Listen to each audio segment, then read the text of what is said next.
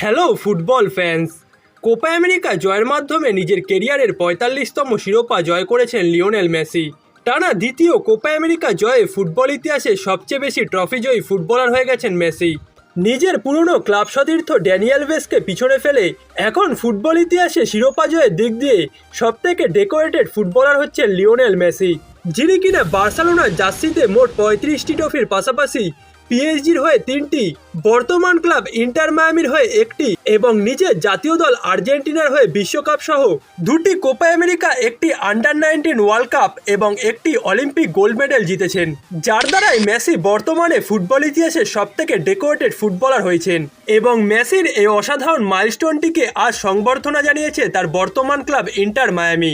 নিজেদের ঘরের মাঠ চেস স্টেডিয়ামে মায়ামি আজ লিওনেল মেসিকে আলাদাভাবে সংবর্ধনা জানিয়েছে, যেখানে ইন্টার মায়ামির প্রেসিডেন্ট জর্জ মাস লিওনেল মেসির হাতে সংবর্ধনা তুলে দিয়ে তার ৪৫তম শিরোপা জয়ের উদযাপন করেছেন। এবং মেসির সতীর্থরা আজকের এই অসাধারণ দিনটিকে জয় দিয়ে রাঙিয়েছেন।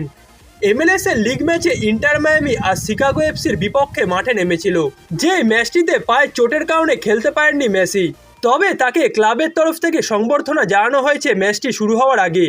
এবং তাকে সংবর্ধনা জানানোর পর ইন্টার মায়ামি শিকাগো এফসিকে ২-১ গোলে পরাজিত করে বর্তমানে এমএলএসের লিগ টেবিলের শীর্ষস্থানটা আরও মজবুত করেছে। ম্যাচটিতে ইন্টার মায়ামির হয়ে ২টি গোল করেছেন মাতিয়াস রোহাস এবং জর্ডি আলবা।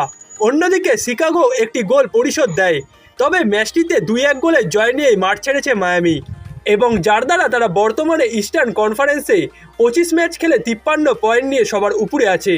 অন্যদিকে টেবিলের দ্বিতীয় স্থানে থাকা সিনসিনাটি এফসি সমান ২৫ ম্যাচে ৪৮ পয়েন্ট নিয়ে দ্বিতীয় স্থানে আছে।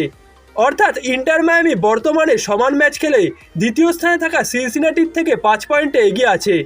এছাড়া ২টি কনফারেন্স মিলিয়েও ইন্টার মায়ামি বর্তমানে এমএলএসের টেবিলে টোটাল ৪ পয়েন্টে এগিয়ে আছে, কারণ ওয়েস্টার্ন কনফারেন্সে সবার উপরে থাকা লস অ্যাঞ্জেলস গ্যালাক্সি ২৬ ম্যাচ খেলে ৪৯ পয়েন্ট নিয়ে সবার উপরে আছে। অর্থাৎ মায়ামি তাদের থেকেও একটি ম্যাচ কম খেলে ৪ পয়েন্টে এগিয়ে আছে। এবং বর্তমানে লিওনেল মেসিকে ছাড়াই দারুণ ফর্মে থাকা ইন্টার মায়ামিরই এই মৌসুমে এমএলএসের লিগ শিরোপাটা জয়ের সম্ভাবনা সবথেকে বেশি আছে, এবং যার মাধ্যমে লিওনেল মেসি তার কেরিয়ারের ৪৬তম শিরোপাটাও জয় করতে পারেন। কিন্তু তার আগে মেসিকে ছাড়া মায়ামির জন্য তাদের পরবর্তী ম্যাচগুলো খুবই কঠিন হতে চলেছে, কারণ পরবর্তী ম্যাচে ইন্টার মায়ামি লিগ কাপের গ্রুপ পর্বে মাঠে নামতে চলেছে, যে লিগ কাপে মূলত যুক্তরাষ্ট্র এবং মেক্সিকান লিগের দলগুলো একসাথে খেলে থাকে। এবং গেল মৌসুমে লিওনেল মেসির অসাধারণ পারফরমেন্সে ইন্টার মায়ামি এই লিগ কাপই জয় করেছিল।